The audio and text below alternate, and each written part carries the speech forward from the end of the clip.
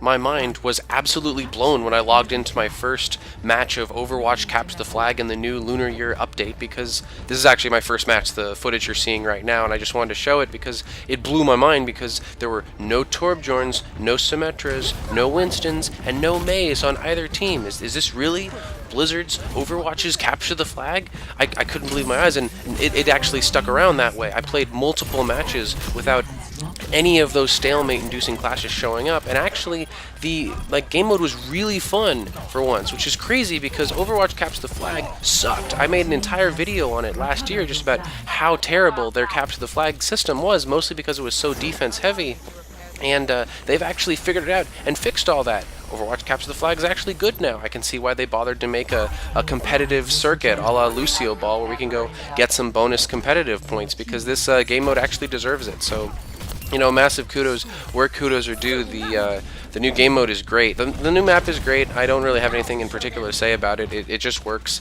I think it only really works because the new mechanics are so well ironed out.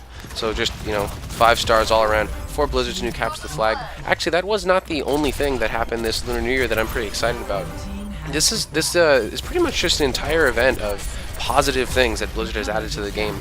Lip service to the very cool new skins. I don't have any of them yet. They're very nice though. They aren't really for any classes I particularly play, but I'm sure the people who play those classes are very excited. I'm a lot more excited for the quality of life fixes that Blizzard added that they didn't actually put in the patch notes or make a big deal about, but I wanted to mention them because I saw them on Reddit and they're all great. The first one is for D.Va. I don't actually showcase it in this footage, though I probably should. When D.Va is in Zero Suit form, Gremlin form, whatever you want to say, when she's not in her mech and she tells her team her ultimate percentage, she refers to her actual normal D.Va ult, the one where her mecha blows up in a bomb. She doesn't waste their time by telling them about how close she is to getting a new mech, which nobody cares about. So that's very nice. The other two quality of life changes. The next one is the fact that you can now change what skin you have equipped from the hero selection screen instead of before you've even been added to a map.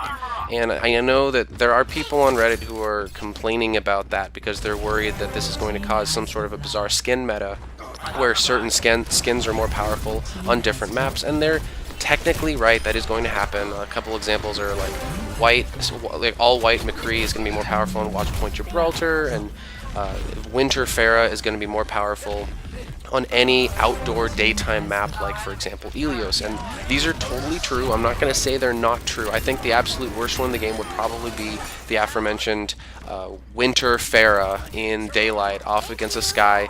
And the thing is, I've played against that Pharah. I've played against Pharahs using that skin on maps like Ilios, and it's really not that bad because Blizzard, I mean, has these giant, you know, red rhombuses around your enemy, and it really just isn't that bad. So I'm not super fussed about that one, but I am super excited about the final quality of life change that they just didn't mention, and I can't believe they didn't mention it. Was the fact that you can now change the opacity of objective icons, HUD meters, whatever you want to call them. Anyway, the fact that you can make them opaque, or you can change the opacity of them, is going to be huge, because there used to be a lot of times where enemies would hide behind them, especially on like control point maps, where the entire enemy team is standing on the control point, and you'd really love to see who's standing on that control point as you push into it, but there's this giant meter in the way letting you know that, hey, guess what, this control point belongs to the enemy team. Yeah, I know that. I wish I could see through the overlay so I could actually figure that out. Speaking of getting annoying things out of the way that's going to help the competitive community, the other thing that they got rid of was that giant stupid bar that showed up that lets you know that one of your teammates has left the match,